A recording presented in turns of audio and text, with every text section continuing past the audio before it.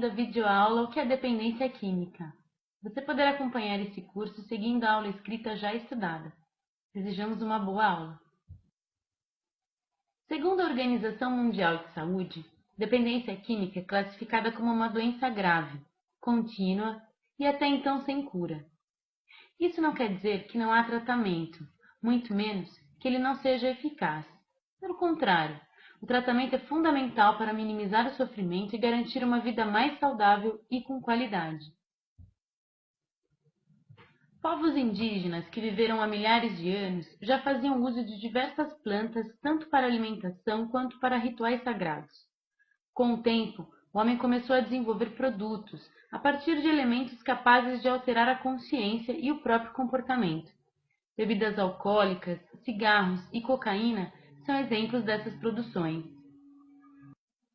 Em meados de 1970, Edwards e Gross, mediante experiência com indivíduos dependentes de determinadas substâncias, conceituaram a dependência química como uma síndrome, por apresentar um conjunto de sintomas e sinais muito característicos. No entanto, para ser diagnosticada como tal, deve-se apresentar pelo menos 3 dos seguintes critérios. Primeiro critério: síndrome de abstinência. São sinais e sintomas característicos quando na falta da substância, como por exemplo fissura e irritabilidade. É importante lembrar que esse é um dos principais critérios para o diagnóstico da doença. Segundo critério: estreitamento do repertório. É quando há padrão do uso, ou seja, quando estabelece rotina para usar a droga ou beber, independente se dia é útil, se desacompanhado ou se a ocasião permite. Terceiro critério: tolerância. É quando o indivíduo passa a aumentar a quantidade da substância ingerida na medida em que o efeito começa a diminuir. Quarto critério: saliência do comportamento. Observada quando o indivíduo passa a deixar a vida social, pessoal e profissional de lado para aumentar o consumo. Quinto critério: alívio ou evitação dos sintomas de abstinência. Quando o uso está mais voltado ao alívio do desprazer do que gerar prazer. Por exemplo, os tremores matinais de um indivíduo dependente de álcool são automaticamente interrompidos no momento em que esse ingere alguma bebida alcoólica. Sexto critério: sensação subjetiva do uso. Desejo subjetivo de fazer uso, como fissura, quando, por exemplo, passa em determinado local ou quando está na companhia de alguém com quem já fez uso. Sétimo e último critério: reinstalação da síndrome de dependência.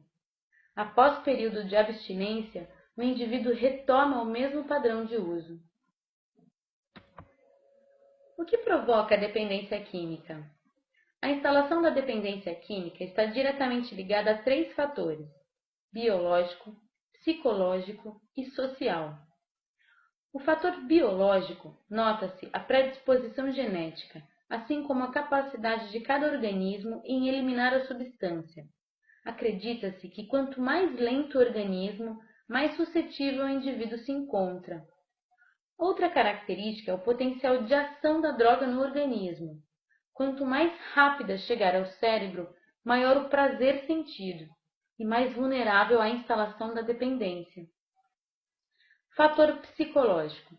Consiste na presença de distúrbios do desenvolvimento, doenças psiquiátricas e alterações do comportamento, por exemplo.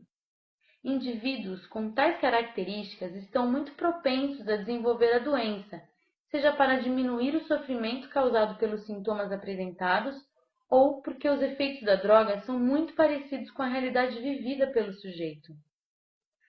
Já o fator social pode-se considerar a exposição a situações de alto risco, como exclusão social, estrutura familiar disfuncional, baixa escolaridade, ambiente permissivo ao uso, além de influência do grupo para o consumo.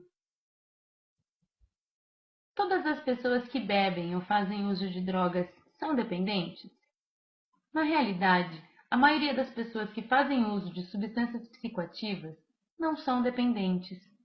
Podemos classificar o consumo em uso, considerado aquele consumo esporádico, puramente social, uso nocivo ou abuso, quando a pessoa já apresenta algum tipo de prejuízo, seja biológico, psicológico, social, devido ao consumo, e dependência, quando o indivíduo apresenta sérios problemas e tem o diagnóstico de síndrome de dependência.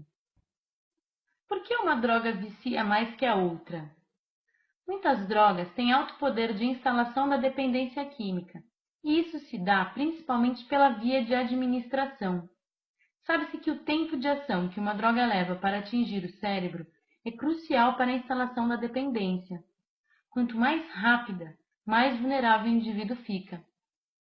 Ressalta-se que a dependência química difere de indivíduo para indivíduo, devendo ser analisadas questões biopsicossociais para se assegurar da vulnerabilidade frente à dependência. Há tratamento para todas as drogas?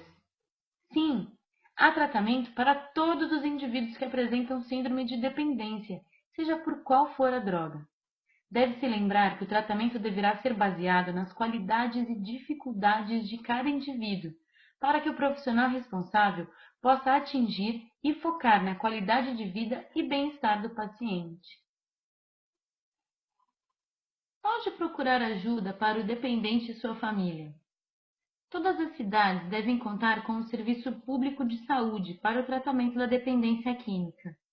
Alguns deles são unidades básicas de saúde, chamadas de UBS, centros de atenção psicossocial álcool e drogas, os chamados CAPS-AD, ambulatório de especialidades, os chamados AME, hospitais psiquiátricos, enfermarias especializadas, hospital-dia, clínicas de recuperação ou comunidades terapêuticas, que já são instituições não públicas. Há também grupos de mútua ajuda, como Alcoólicos Anônimos, Al-Anon para famílias, Narcóticos Anônimos, Nar-Anon para também famílias, Amor Exigente, também para familiares de dependentes químicos, e Pastoral da Sobriedade.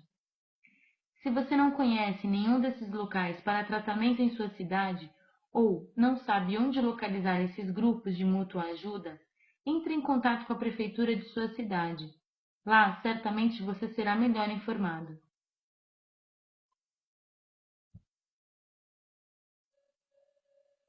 Vida Mental agradece sua participação.